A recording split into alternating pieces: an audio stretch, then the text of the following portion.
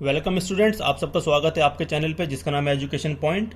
और आज हम डिस्कस करेंगे डिमांड की दूसरी क्लास के बारे में, और जिसमें टॉपिक है हमारा factors determining individual demand for a commodity.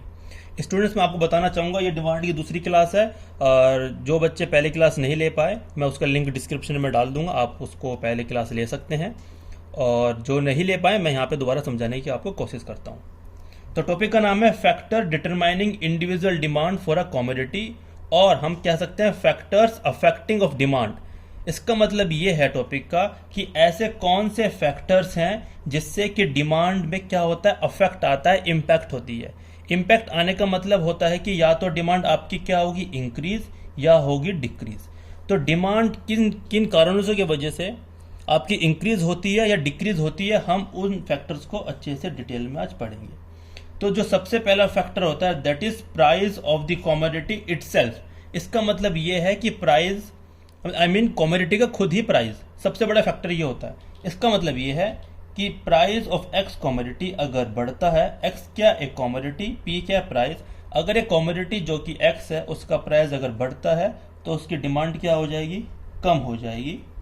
And vice versa, अगर प्राइस उसका कम होता है तो डिमांड क्या हो जाएगा, बढ़ जाएगा। तो ये इसका पहला फैक्टर है। इसका मतलब ये हुआ कि quantity demanded of X commodity gets impacted due to change in its price, right. दूसरा फैक्टर आता है हमारा प्राइस ऑफ रिलेटेड गुड्स। यहाँ पे है प्राइस ऑफ रिलेटेड गुड्स। यहाँ पे सबसे पहले समझते हैं हम कि रिलेटेड गुड्स का मतलब क्या होता है। इसका मतलब ये होता है कि ऐसे दो गुड्स या बहुत सारे गुड्स जो आपस में कोई रिलेशन रखते हो या फिर आपस में रिलेटेड हो। से फॉर एग्जाम्पल, एक है हमारे पास गुड एक्स और एक है हमारे पास गुड वाई। तो इसका मतलब ये है सेकंड पॉइंट का, अगर गुड एक्स के प्राइस में चेंज आने के वजह से, चेंज का मतलब इधर इंक्रीज और डिक्रीज, गुड एक्स के प्राइस में चेंज आने के वजह से गुड वाई के डिमांड पे क्या इंपैक्ट पड़ेगा, ये हम इसके अंदर पढ़ेंगे। इंपैक्ट क्या होगा, या तो बढ़ेगा या कम होगा। तो यहां पे हमें यह समझना है कि गुड वाई की जो डिमांड इंपैक्ट हो रही है, लेकिन उसका प्राइस कांस्टेंट है। प्राइस किसका चेंज हो रहा है, गुड एक्स का चेंज हो रहा है। तो इसको समझने के लिए सबसे पहले हम समझेंगे कि जो प्राइस ऑफ रिलेटेड गुड्स होते हैं, इसके अंदर बेसिकली दो टाइप्स के गुड्स हैं जिसको हम डिस्कस करेंगे। पहला होता है सब्स्टिट्यूट गुड्स, दूसरा होता है कॉम्प्लीमेंट्री गुड्स। सब्स्टिट्यूट गुड्स का मतलब क्या होता है, substitute goods are those goods which are used on the place of particular goods. Substitute goods ऐसे गुड्स होते हैं जो दूसरे गुड्स की जगह इस्तेमाल किए जा सकते हैं। अगर मैं एग्जांपल की बात करूं तो सबसे बेस्ट एग्जांपल है टी एंड कॉफी। अगर कंज्यूमर के पास टी नहीं है तो कॉफी को कंज्यूम कर सकता है, कॉफी नहीं है तो टी को कंज्यूम कर सकता है। आई मीन कॉफी टी की जगह इस्तेमाल किए जा सकती है, इसलिए हम इसको क्या बोलते हैं, सब्स्टिट्यूट गुड्स। दूसरा आता है आपका कॉम्प्लीमेंट्री गुड्स। कॉम्प्लीमेंट्री गुड्स ऐसे गुड्स होते हैं जो हम दोनों को मिला के यूज कर सकते हैं। अगर मैं इसकी डेफिनेशन की बात करूं, complementary goods are those goods which are used with the particular goods. Guys, जो मैं डेफिनेशन बोलता हूं वो मैं लिख नहीं सकता वरना वीडियो बहुत लंबी हो जाएगी, आप उसको नोट डाउन कर सकते हैं। मैं रिपीट कर देता हूं, complementary goods are those goods which are used with the particular goods. इसका एग्जांपल लेते हैं हम, petrol and car. Petrol and car, यहां पे पेट्रोल का मतलब पेट्रोल ही नहीं है, कोई भी फ्यूल, सीएनजी ले लीजिए, डीजल ले लीजिए, तो पेट्रोल एंड कार का एक एग्जांपल है। अब हम समझते हैं इसका डिमांड पे क्या इंपैक्ट होगा। सबसे पहले बात करेंगे सब्स्टिट्यूट गुड्स की। से फॉर एग्जांपल, टी एक कमोडिटी है, उसका प्राइस, अगर टी का प्राइस बढ़ता है तो कॉफी की डिमांड क्या हो जाएगी, बढ़ जाएगी।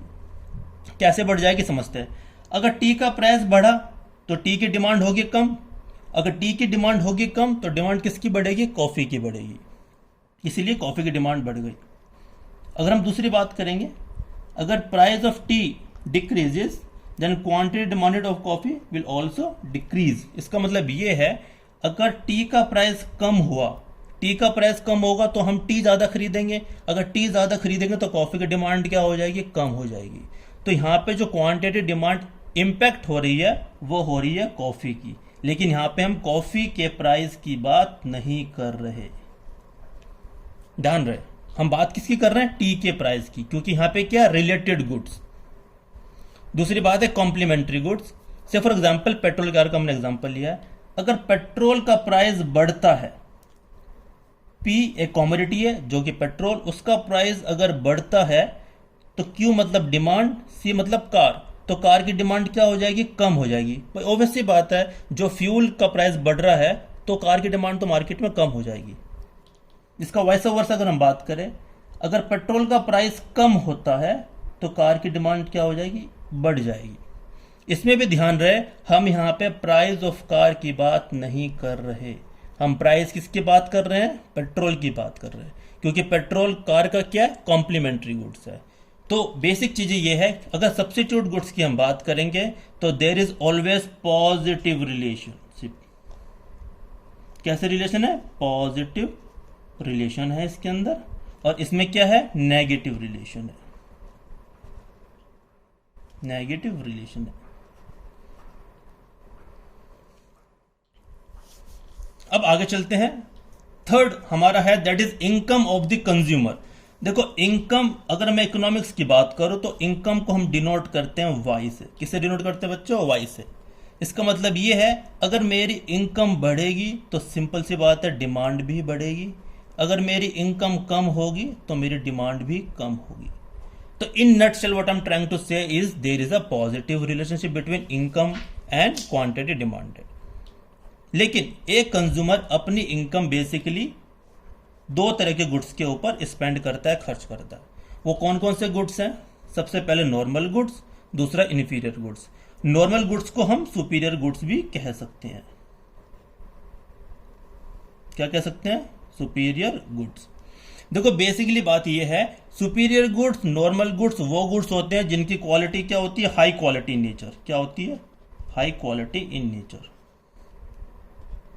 सिंपल सी बात। जो इंफीरियर गुड्स होते हैं एज नेम सजेस्ट, जिनकी क्वालिटी क्या होती है, कम, लो क्वालिटी कह सकते हैं आप, लो क्वालिटी। अब बात करते हैं कि इनकी डिमांड पे क्या इंपैक्ट पड़ेगा, कंज्यूमर की इनकम पे इंपैक्ट आने की वजह से। इंपैक्ट का मतलब होता है इधर इंक्रीज और डिक्रीज।